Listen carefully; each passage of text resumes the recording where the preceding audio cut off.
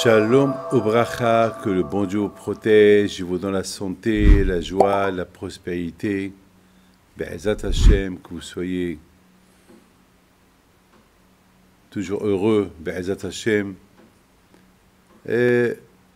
Aujourd'hui, on est à une semaine après la belle paracha de Yitro. On a tous vu la grandeur de Yitro. C'est un nom tellement connu parce que, et pourtant c'était un goy, il était idolâtre, et il est dans la meilleure paracha de toutes les parachiotes, il est dans la paracha de Matan Torah, il est dans la paracha du don de la Torah. Alors Hachem il a donné 10 commandements aux Juifs. Et la Torah veut nous enseigner un enseignement extraordinaire. Un goy, un non-juif, qui ne vient pas de la descendance de Abraham, Isaac et Yaakov, il était idolâtre, et qu'il a connu Hachem tout seul. Connaître Dieu, c'est facile et c'est très difficile. Pour ceux qui sont nés croyants, alors c'est facile. Ils connaissent Dieu, mais le plus important, c'est comment aller vers lui. Pour ceux qui ne connaissent pas Dieu, eh ben c'est très difficile de le connaître. Il faut vraiment beaucoup d'efforts. Yitro, il était prêtre. Il vient d'une famille qui ne sont pas juifs. Il a grandi dans le bonheur, il a grandi dans l'idolâtrie. Donc pour lui, Dieu, c'était loin. Et pourtant, il est venu vers Hachem. Il a commencé à réfléchir. Qui a créé le monde? Comme qu'il a fait Abraham Abino. Il a commencé à réfléchir. Il a vu les Juifs en Égypte, qui étaient esclaves, et qui tenaient à leur judaïsme. Ils n'ont pas changé leur langue. Ils n'ont pas changé leurs vêtements. Ils n'ont pas changé leur nom. Et pourtant, c'était très facile pour les Juifs de s'assimiler en Égypte s'ils voulaient. Mais eux, ils ne voulaient pas. Ils voulaient garder leur identité. Avec toutes les souffrances qu'ils ont souffert, ils ont gardé leur identité. C'est ce qu'Yitro, il a vu. Lorsqu'Yitro, il a vu ce peuple qui ne veut pas, il est déterminé à ne pas s'éloigner de son Dieu, et pourtant il souffrait. Et par eux, il faisait tout pour les abattre, pour les épuiser. Et les Juifs, ils ont tout accepté. Tous les malheurs, ils les ont acceptés. Il y a une seule chose qu'ils n'ont pas accepté, ne pas s'assimiler. Ça, ils n'ont pas accepté. Ils ont voulu rester, ils ont voulu garder leur identité. Ça, ce que Yitro, il a vu. D'ailleurs, ça, ce que aussi Batia, la fille de Paro, qui était princesse, elle aussi s'est convertie. Elle aussi, elle a vu qu'est-ce qui l'a poussé à être ce qu'elle est devenue. Vous savez que Batia, elle n'est pas morte. Elle est restée vivante. Jusqu'à maintenant, elle est vivante. Les portes de Gan Eden sont ouvertes et Batia, elle est rentrée dans le Gan Eden avec son corps. Et nos sages disent que chaque jour, dans le ciel, Moshe Rabbeinu, il va visiter Batia, sa mère adoptive. Vous imaginez ça? C'est une princesse. Elle devait être une déesse, les Abdil. Elle devait être la fille de Paro, et Paro se comportait comme un dieu. Et Batia, elle aurait pu se comporter la fille de Dieu. Eh bien, mes amis, Akadosh Baruch Hu lui a donné le nom de la fille de Dieu, Batia, la fille d'Hachem. Vous vous rendez compte? Alors que l'Égyptien, ils l'appelaient eux la fille de Dieu, parce que Paro, il se comportait comme un dieu. Et Akadosh Baruch Hu, il a dit non, puisqu'elle m'a découvert toute seule, alors elle est ma fille. Vous imaginez ça? C'est extraordinaire. Mes amis, la question se pose, comment Yitro, il est arrivé à cette conclusion que Hachem, c'est lui le Dieu des dieux. Il a dit, lui-même il a dit, Atayadati. Sur place, les commentaires, ils expliquent que Yitro, il a dit à Moshe Rabbeinu, une fois qu'il est venu en Égypte pour se convertir, il a dit à Moshe Rabbeinu, j'ai fait des recherches. Et je savais qu'il y avait un Dieu, le Dieu des dieux. Parce que vous savez, à l'époque, les dieux, ils parlaient. Il y avait Aïtsahara, que les dieux, ils parlaient. Il y avait le Tsahara des dieux. Celui qui disait l'arbre, c'est mon Dieu, l'arbre va commencer à lui parler. C'était comme ça le Tsahara de l'époque. À l'époque, les gens, ils sacrifiaient leurs enfants pour leur Dieu. Donc, c'était... D'ailleurs, c'est ce qu'on dit dans le Télim. On dit dans le Télim que Kol Ha'amim Elelim Vadonai Shemim Asa. Il y a beaucoup des nations, ils ont des dieux, mais il y a un seul, Hachem. Il a fait quelque chose. C'est cette différence entre Hachem, le vrai Dieu, et les autres qui disent l'arbre, c'est un Dieu. L'arbre, qu'elle a planté. Le soleil, qu'elle a inventé. Elle est venue de quelque chose. Et la lune, quelqu'un l'a fait. Il y avait même des gens qui vénéraient le sable. Ils disaient que le sable, c'est Dieu. Pourquoi? Parce que le sable, il est partout. Dans le mur, par terre, partout il y a le sable. Alors c'est Dieu. Il y a ceux qui disaient que Dieu, c'est le vent. Voilà, chacun prenait, il inventait, il disait, ça c'est mon Dieu, ça c'est mon Dieu, ça c'est mon Dieu, ça c'est mon Dieu. Jusqu'à que Abraham Abino, le premier, il est venu, il dit non. Le vrai Dieu, c'est celui qui a créé tout. Le créateur du soleil, c'est lui qui a créé le sable, c'est lui qui a créé l'eau, c'est lui qui a créé la lune, c'est Hachem. À l'époque, il y avait l'idolâtrie. C'était le monde de l'idolâtrie. Il est venu, Abraham Abinu, il a fait la guerre à tout le monde. C'est pour ça qu'on l'appelle Abraham Aébri. Abraham qui s'est mis de côté de... Il s'est éloigné de tout le monde. Vous êtes des fous. Il n'y a que Hachem. Mes amis,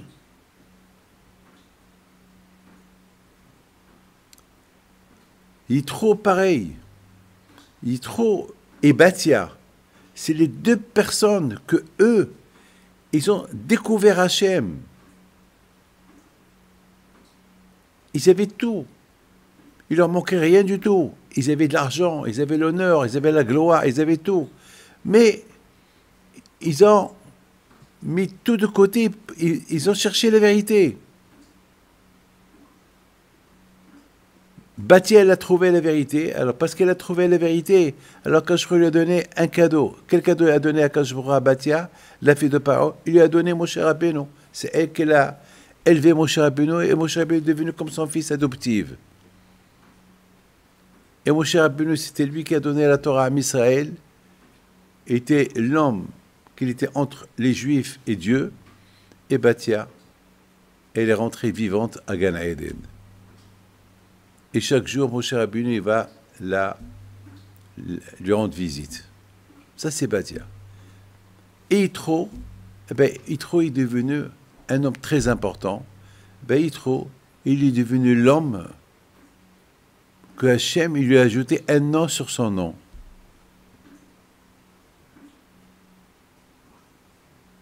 Yitro, il s'appelait avant Yeter. Yeter. Et Hachem lui a donné Yitro, le Vav. Le Vav, il fait partie du nom de Hachem. Hachem, il veut dire à Yitro, Yitro, je suis fier de toi. La Torah a été donnée le 6 Sivan. Et le Vav, c'est le chiffre 6. Hachem, il dit à Yitro, Yitro, toi, tu es venu dans le désert pour recevoir ma Torah. Le 6 Sivan, alors je t'ajoute mon nom sur ton nom. Yitro. C'est de la folie. C'est de la folie. Mais comment Yitro est arrivé? Eh ben, mes amis, il faut savoir une chose. Cette paracha, la paracha du Yitro, il s'appelle Yitro parce que la Torah veut nous enseigner un enseignement. Lequel? L'enseignement que la Torah veut nous enseigner, c'est que lorsque tu cherches, tu trouves. C'est écrit Bo'o Heshvon. Il faut venir vers la vérité. La vérité ne vient pas vers toi, c'est à toi de la chercher. Celui qui veut manger, c'est pas le manger qui va venir vers lui. Celui qui veut gagner de l'argent, c'est pas de l'argent qui va venir vers lui. C'est à toi d'aller vers l'argent, à toi d'aller chercher, à toi de penser. Il y a beaucoup de gens, ils ne veulent même pas penser, ils réagissent vite. Non, c'est une erreur. Il faut toujours penser, avoir la patience pour penser. Tu penses, mais on peut aussi penser mal, mais il faut vraiment être honnête avec toi. Vous savez, je raconte une histoire extraordinaire. Il y avait un couple. C'est l'une des histoires que j'ai vécues il y a un mois. Il y a un mois, il y a un couple, ils se sont disputés tous les deux pour des bêtises. Pour des bêtises, ils sont partis en vacances. Et puis, bien sûr, les vacances, c'est les vacances. Et les jeux, ils dorment tard, etc., etc. Mais le matin, ils avaient une excursion, le matin. Donc, ils devaient se lever tôt le matin. Mais le monsieur, ben, toute la nuit, il a commencé à voir... il voyait la télévision, il voyait des films, donc il s'est endormi beaucoup en retard. Et le matin, il fallait quitter l'hôtel à 6 heures du matin pour aller. Il y a le car qui attend pour aller faire une excursion avec le groupe. Et la femme, elle tenait beaucoup à ça. Et le monsieur, il ne veut pas se réveiller.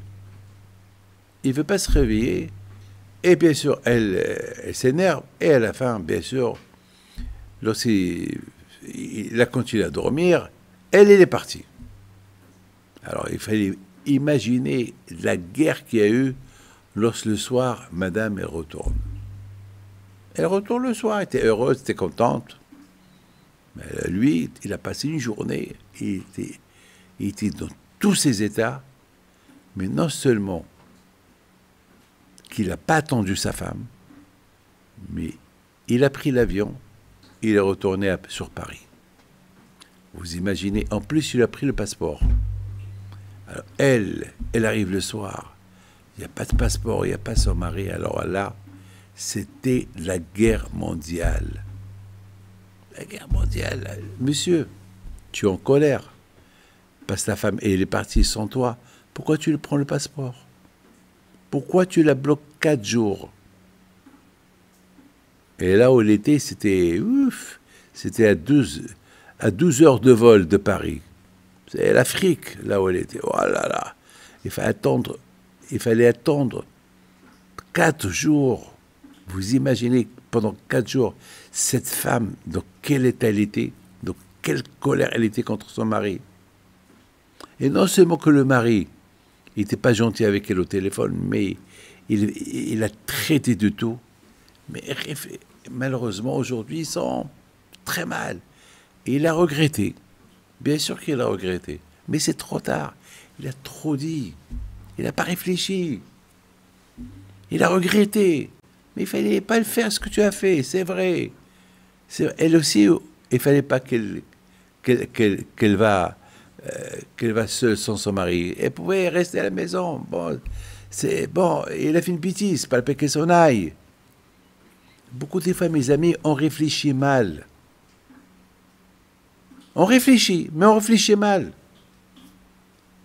Il a réfléchi comment je vais me venger de ma femme, parce qu'elle est partie sans moi. Qu'est-ce qu'il fait? Il rentre à Paris et il lui prend son passeport. Mais où est la logique? Il lui prend son passeport et il lui laisse un mot en plus. Alors débrouille-toi, j'ai pris ton passeport. Mais pourquoi tu fais ça? Déjà, c'est une bêtise que tu as fait. Mes amis, mais aujourd'hui, C'est irréparable. Mes amis, il est trop. Il avait besoin de rien. Il était milliardaire, il était riche. Les gens lui faisaient cavode. Tout le monde lui fait les honneurs. Il était glorieux. Nos sages ils disaient qu'il était un conseiller du roi de Paro. Il n'était pas mis les conseillers. Mais il est intelligent. Il a commencé à réfléchir. Est-ce que l'idolâtrie, elle est valable? Je vous raconte une petite histoire. Il y a quelqu'un, c'était à l'époque lorsqu'il y avait, j'étais en France, c'était à l'époque lorsqu'il y avait comment ça s'appelle, le mondial. Il fallait se lever, les gens ils devaient se lever à 4 heures du matin, 3 heures du matin, 2 heures du matin, parce que les matchs de football, c'était si je ne me trompe pas, c'était au Brésil, où il y a une vingtaine, 25 ans, mais jamais j'oublierai cette histoire. Et je voyais les gens le matin ne venaient pas à la synagogue. Les gens ne venaient pas à la synagogue. J'avais de la peine. Ben, je savais qu'ils dormaient tard. Je savais. Et parfois, il y avait un match de football à 7 heures du matin. Et à 7 heures du matin, parfois c'est à 2 heures du matin, parfois c'est 3 heures du matin, parce que, à cause des horaires. Mes amis, beaucoup de fois, je parlais aux gens, je leur disais, c'est là qu'on voit comment est-ce qu'on aime Hachem ou on n'aime pas Hachem. Parce que si on aime Hachem, on met Hachem en priorité. C'est lui qui nous fait vivre. C'est pas le football qui nous fait vivre. C'est pas le football qui nous fait vivre pour donner plus de kavod au football que donner le kavod à Hachem. Mais non. Et si on réfléchit, qui j'aime plus, ben on va dire on aime Hachem. Mais voilà la preuve que tu mets le football en priorité et pas Hachem, ça prouve que tu mets le football plus que le bon Dieu. C'est une erreur. Beaucoup de fois on se trompe, on ne réfléchit pas. On réfléchit faux. Il y a quelqu'un qui apporte une bague à sa femme. Très belle bague. Très très belle bague. Mais était fausse. Il lui a menti pendant 10 ans. Pendant 10 ans. Mais la plus belle bague du monde. Elle a cru. Elle a cru. Elle a cru. Mais attends, monsieur, réfléchis un peu. Un jour, elle va le savoir, peut-être pas maintenant. Mais lui, il croyait que sa femme, elle est bête. Qui t'a dit qu'elle est bête? Mais elle n'est pas bête. La preuve que voilà, 10 ans plus tard, elle voulait changer la bague. Elle voulait une autre monture, parce qu'elle avait une autre bague.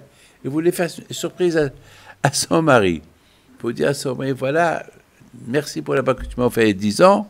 Voilà, tu m'as rendu heureuse pendant 10 ans. Mais maintenant, je vais te faire économiser un peu d'argent. Voilà, j'ai économisé un peu d'argent, je fais une plus belle. Et c'était quoi? Aïe, aïe, aïe, aïe, aïe, aïe, quelle surprise, quelle surprise. Le bijoutier rigole. Il rigole. Il dit, madame, cette bague-là, elle coûte 30 000 $. C'est là que tu choisis. Et celle-là, elle coûte 10 $, 15 $, 20 $. Quoi? Elle allait s'évanouir. Elle allait s'évanouir. Bien sûr. Si le mari vient le soir du travail, tout content, tout heureux, comme d'habitude, elle attend avec une tête. Il fallait voir la tête qu'il lui a fait. Et là, c'était la guerre mondiale. Menteur. Elle lui a dit, tu m'as trompé. Et si tu m'as fait ce coup-là, c'est que tu me trompes toujours. Bien sûr, il n'avait pas de réponse. Il a menti à sa femme. Mais on m'a volé. Mais non, personne t'a volé. Non. Tu l'as acheté à 15 $. Tu m'as eu pendant 10 ans. Mais réfléchis. Réfléchis un peu. On ne ment pas comme ça. On peut être menteur, d'accord. On peut dire qu'elle coûte, je sais pas moi, 50 000 $, alors qu'elle a coûté 30 000 $. Ça va, on peut ajouter 20 000 $ en plus. Mais ce n'est pas une fausse bague complètement fausse. De 10 $, tu montes à 30 000 $. Et ce n'est pas du vrai. C'est pas... Réfléchis un peu. Mes amis, comment on réfléchit? Comment on réfléchit? Il faut aller vers la vérité, aller vers la réflexion. Il faut toujours être en avant, va. C'est pas la vérité qui va venir chez toi, c'est à toi de la chercher. C'est à toi de chercher le shalom. C'est à toi de chercher la bonne chose. C'est à toi de chercher la réflexion. C'est à toi de chercher le émet. Et c'est ce que Yitro il a fait. Il a cherché. Vous savez que lorsque Hachem il a coupé la mer pour les bénis Israël qui ont traversé l'eau, c'est écrit Vaya Amino B'Hashem Moshe Avdo. C'est écrit là ils croient en Dieu et en Moshe. Alors la question se pose, quoi? Jusqu'à maintenant, avec tous les miracles, comment Moshe Rabbeinu et le Rav, ils n'ont pas cru en lui, quoi? Et en Hachem, ils n'ont pas cru. Avec maintenant qu'ils ont vu tous ces miracles, c'est maintenant qu'ils vont croire en Dieu et en Hachem. Non, mes amis, écoutez bien la réponse. Les Juifs, pendant 1 an, qu'ils étaient en Égypte, et pendant que Hachem, il frappait l'Égyptien les 10 plaies, les 10 makot, ça a duré 1 an, les 10 plaies. Là, ils sont habitués aux plaies. Là, ils sont habitués aux coups que les Égyptiens ils reçoivent. Ils sont habitués. L'habitude. L'habitude, ça y est, Hachem, il frappe l'Égyptien chaque jour. Il leur donne des coups, une tannée, ils sont habitués.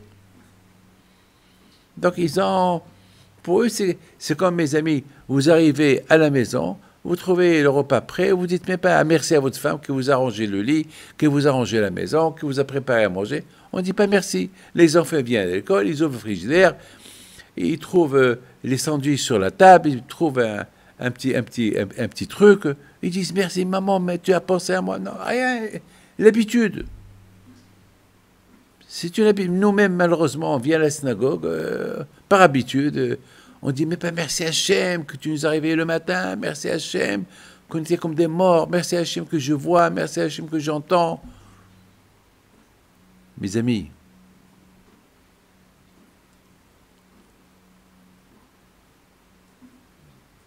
après beaucoup d'années que vous n'avez pas d'enfant, le bon Dieu vous donne un enfant. Et il dort avec vous dans la chambre.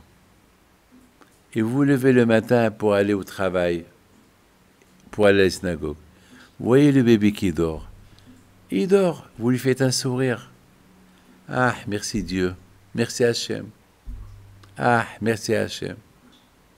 Et tu le vois. Et parfois, il peut ne pas dormir. Il est réveillé déjà. Il ouvre ses yeux. Et il te voit. Il te fait un sourire. Oh, quel merci à Kadosh Baruch Hu. Et tu vas le prendre, tu vas l'embrasser.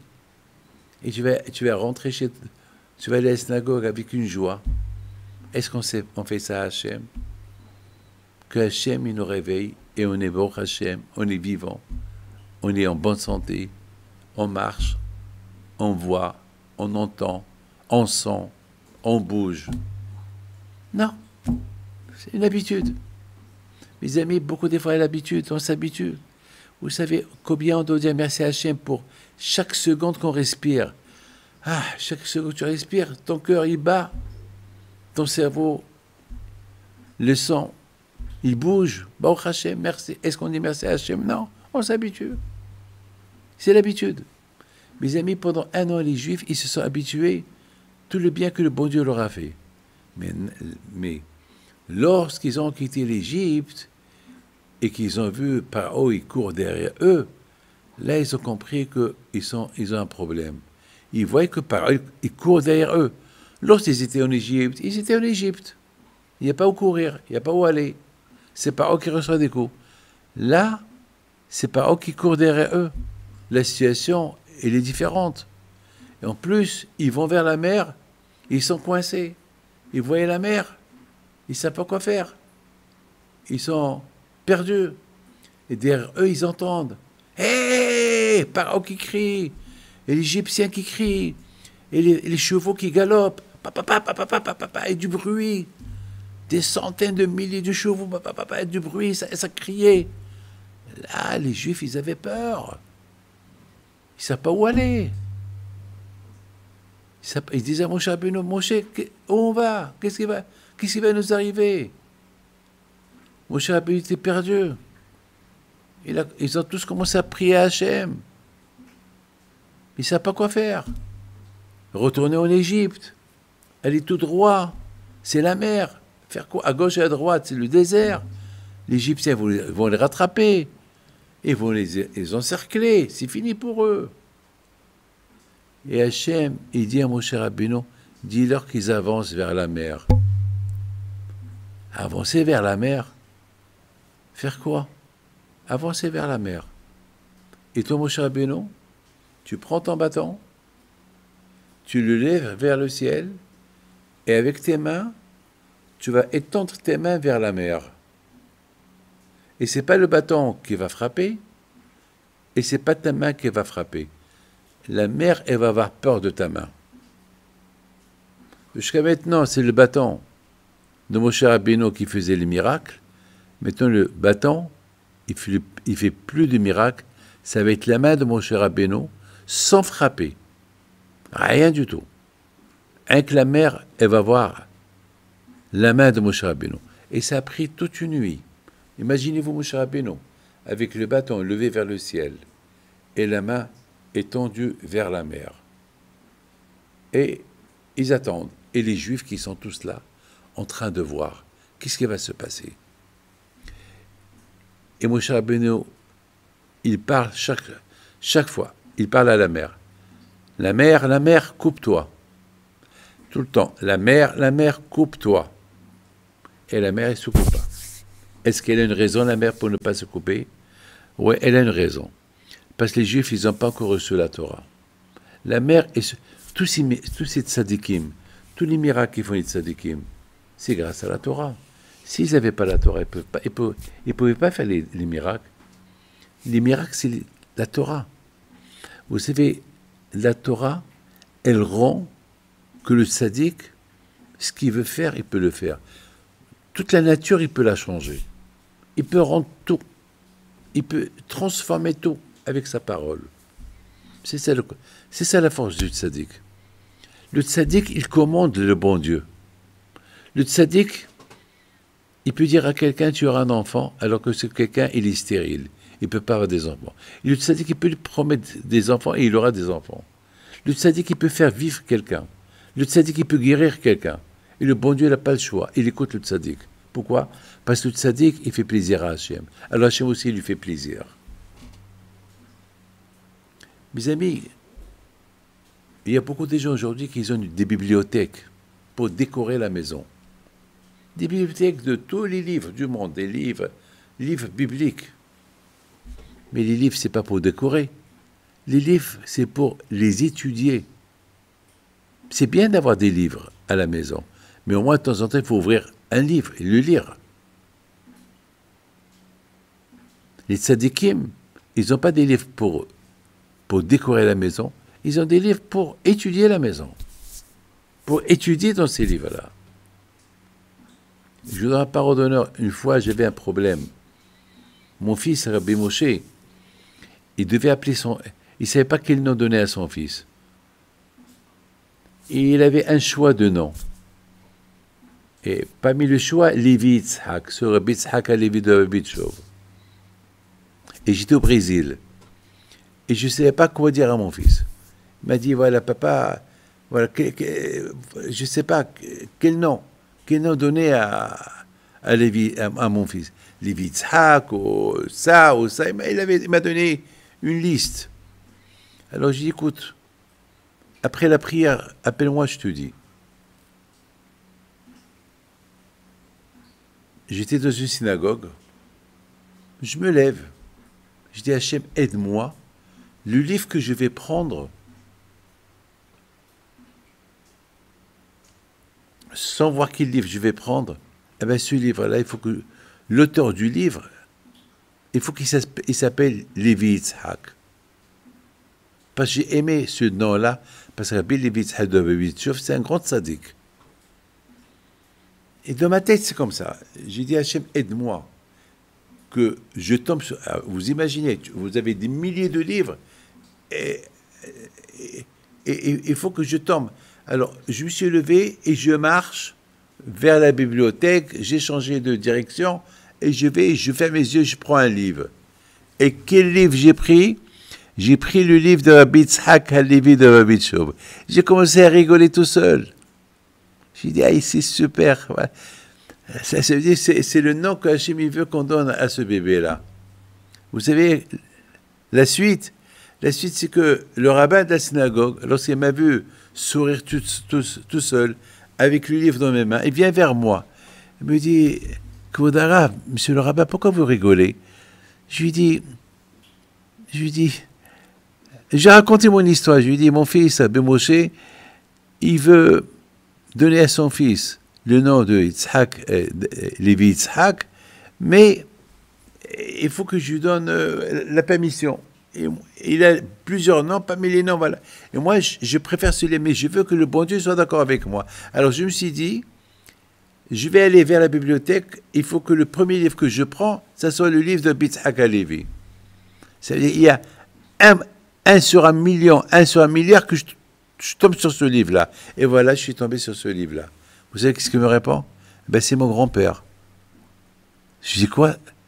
Yitzhak Halevi de Babichot, c'est ton grand-père? Il me dit, oui, c'est mon grand-père. Je dis, ah, voilà. 2 raisons pour que mon fils Rabbi Moshe appelle son fils Lévi Yitzhak. Voilà. C'est le tzadikim. Tu leur demandes des demandes, ils te répondent. Mes amis, les bénis Israël, ils ont quitté l'Égypte. Ils avaient l'émouna en Dieu. Ils savaient que tout vient d'Hachem. Mais ils n'avaient pas une grande émouna. Très grande émouna. Parce qu'ils sont habitués au miracle que le bon Dieu leur a fait. Maintenant, Hachem, qu'est-ce qu'il a fait? Il voulait maintenant que les Juifs, ils vont dépendre de lui. C'est pas tout ce qu'il demande qu'un garçon gâté. On lui donne ce qu'il veut. Maintenant, Hachem, il voulait que les bénis Israël deviennent maintenant, pas des garçons gâtés. Maintenant, il faut que, maintenant, chaque chose qu'ils veulent demander, il faut qu'ils prient. Jusqu'à maintenant, tout ce qu'ils ont demandé, ils l'ont eu. Maintenant, il faut prier. Chaque chose que tu veux. C'est pour ça, mes amis les Juifs, il n'a rien du tout. Il faut qu'ils prient. Il faut qu'il prie. Et si il prie, il aura ce qu'il veut. Il faut demander. C'est comme un papa et le fils et le papa. Le fils, il veut quelque chose, il demande à papa. Moi, beaucoup de fois, je voulais quelque chose et mon père ne voulait pas. Je savais que je pouvais aller chez ma mère. Avec ma mère, je vais la voir. Et c'est comme ça. C'est comme ça que ça marche. La Torah, c'est la maman. Hachem, c'est le papa. Si Hachem ne te répond pas, tu demandes à maman. Pas le zéro de la Torah. Tu demandes au Rabbanim, qui représente la Torah. Alors, mes amis, les Juifs, lorsqu'ils sont arrivés devant la mer, et ils ont vu Moshe Rabbeinu, qu'il parle à la mer, et la mer, elle ne veut pas se couper parce qu'ils n'ont pas reçu la Torah.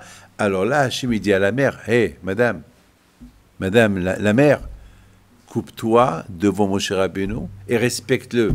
Ça fait déjà quelques heures que le bâton, il est levé vers le ciel et sa main il est tendue. Respecte-le et coupe-toi. La Torah vont partir la recevoir maintenant. Allez, coupe-toi. Et la main s'est coupée. Là, les Juifs, ils ont eu une grande démona. Là, ils ont compris. Pour avoir quelque chose, il faut demander. Il faut prier. Il faut prier. Et ne priez pas pour rien. Ne priez pas. Je vous raconte une histoire spectaculaire. Et c'est passé vendredi. Le bon Dieu est témoin. J'avais besoin de 50 000 shekels. D'accord? Pour payer des choses à l'Égypte. Il y en a eu beaucoup d'eau, il y a des dégâts d'eau. Vous savez, je devais préparer 50 000 shekels. Il fallait que je les prépare et je les donne. Et pour que le dimanche, je la donne au secrétaire pour la faire entrer à la banque. Donc, il fallait que je prépare ça. Donc, j'étais en France. J'avais un peu des euros. J'étais en Amérique, j'avais un peu des dollars. J'avais un peu des shkalim. Et j'ai fait le calcul. Mais je ne connaissais pas le taux. Il vient chez moi quelqu'un. Je ne peux pas dire son nom. Il prie avec nous. Mais Hachem, il est témoin. Je ne mens pas. Le bon Dieu est témoin. Il vient quelqu'un vendredi. Et ce quelqu'un, il n'a pas l'habitude de venir chez moi à la maison le vendredi. Jamais, jamais, jamais.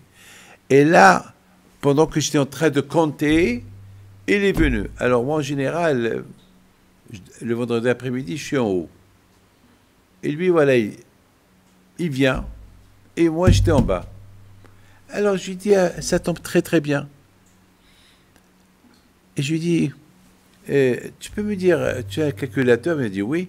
Tu peux me dire combien c'est ta ta. Il fait le calcul.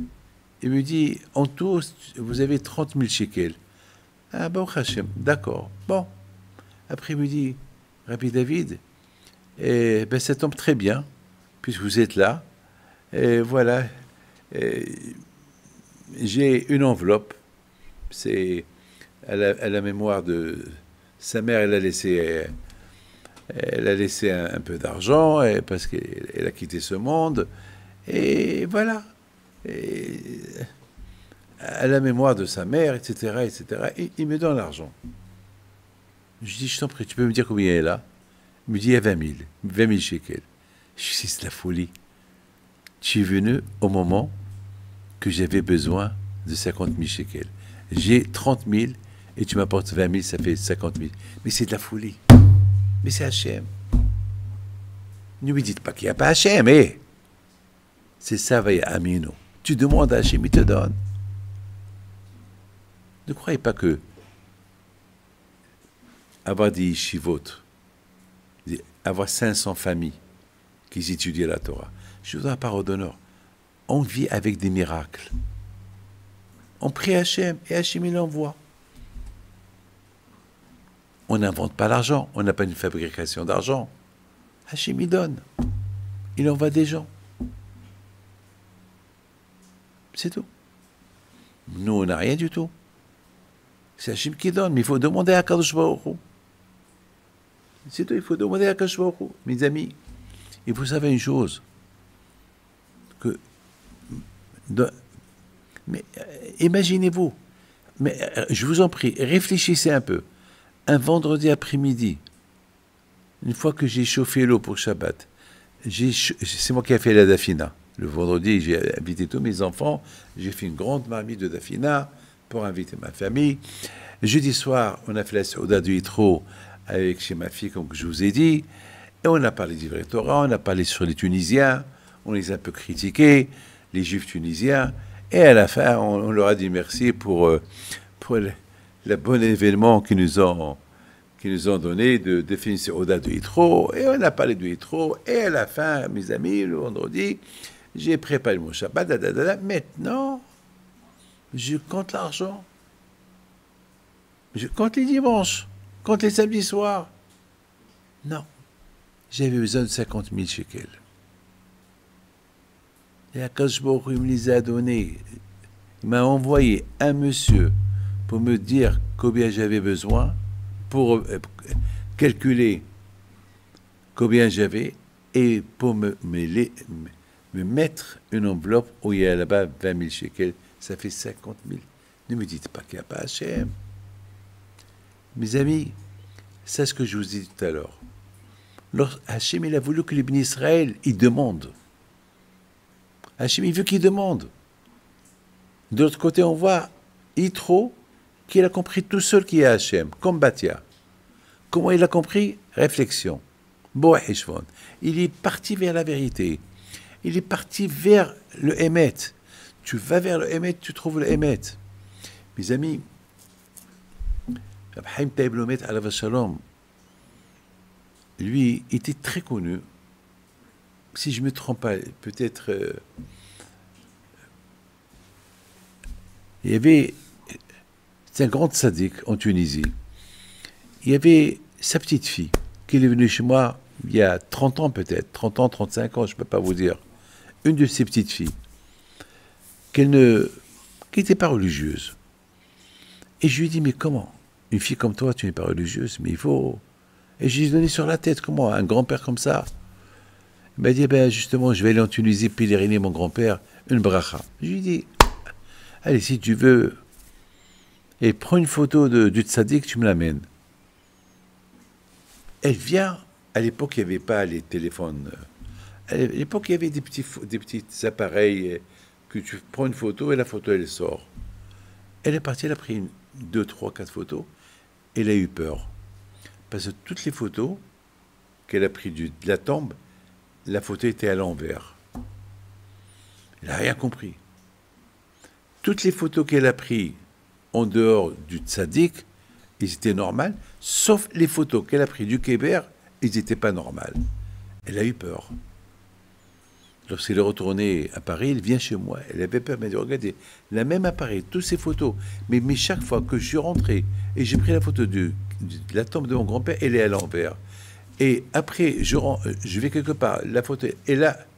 Je ne comprends pas. Je dis, ma fille, ton grand-père, il veut être fier de toi. Il veut que tu lui promets que je vais commencer à faire Shabbat et manger kasher. Retourne encore en Tunisie et prends la photo, mais promets-lui. Et prends le même appareil. C'est ce qu'elle a fait. Elle est repartie en Tunisie.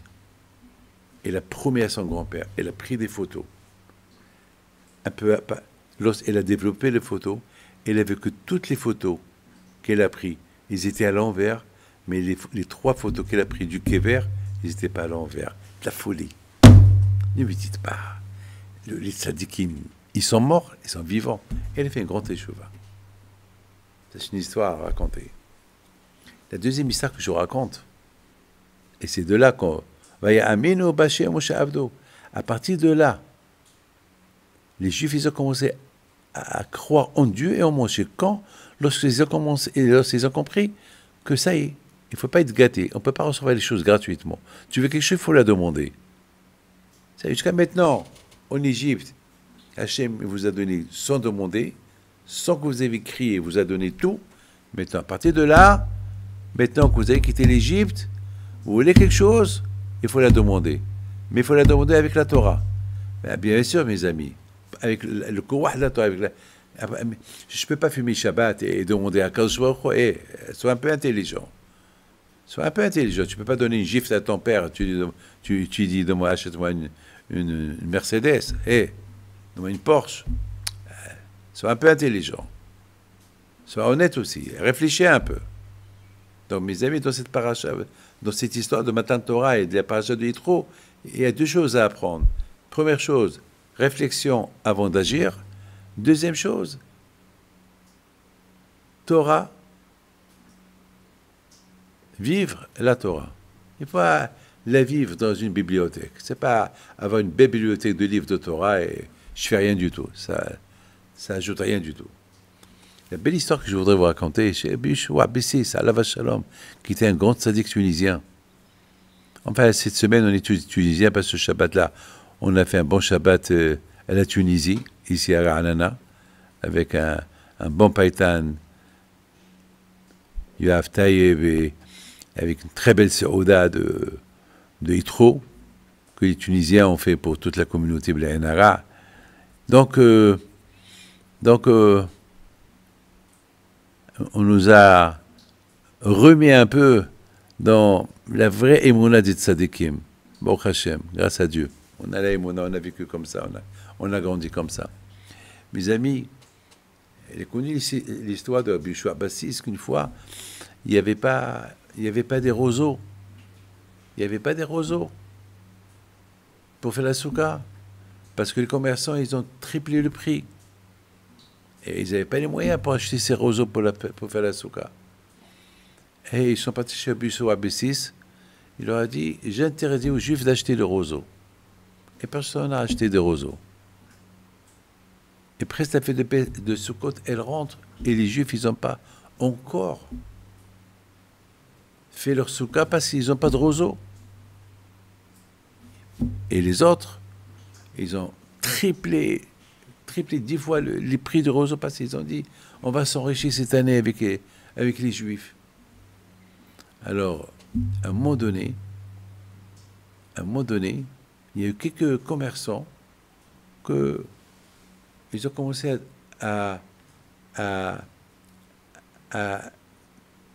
comme si ils sentaient qu'ils étaient paralysés. Et ça criait un peu partout. Et c'est là qu'ils sont partis chez le maire de la ville. Et le maire de la ville, il est parti chez Abessis. Il dit, qu'est-ce qui se passe? Il lui dit, voilà. À cause d'eux, ils ne veulent pas nous vendre les roseaux. On ne peut pas faire la souka. Et maintenant, on a un problème. et le maire de la ville, il a décrété tout de suite qu'on devait tout de suite donner le roseau gratuit aux Juifs pour qu'ils fassent leur soukha avant la fête. Et Rabbi Yoshua Bassiste a dit non, on paye, mais il peut gagner un peu avec nous, un peu plus, mais pas nous ruiner. On ne peut pas. Regardez les tzadikim. Et à la fin, ils ont demandé pardon, tous les commerçants. Eux-mêmes, ils sont partis aider les Juifs à construire leur soukha. Voilà, Rabotai, le kouah du tzadikim. Chaque tzadik, il a un peu de Moshe Rabbeinu. Tous les tzadikim, ils ont, par rapport à la Torah qu'ils étudient, ils ont un peu de la force de Moshe Rabbeinu. Aminu b'Hashem, au Moshe Abdo. Ils ont cru en Hachem et au Moshe. Cette émouna, c'est que on peut plus avoir les choses gratuites. Ce que tu veux, il faut le demander. C'est ce qu'on apprend de Matin Torah. Et ce qu'on apprend de Yitro. Yitro aussi. Il a entendu ce que je viens de vous dire. Il a entendu que pour se connecter à Hachem, c'est pas du gratuit. Il faut faire des efforts. Il faut aller vers lui. Il faut lui demander. Alors il est venu. Yitro, il a entendu qu'At Yam Souf.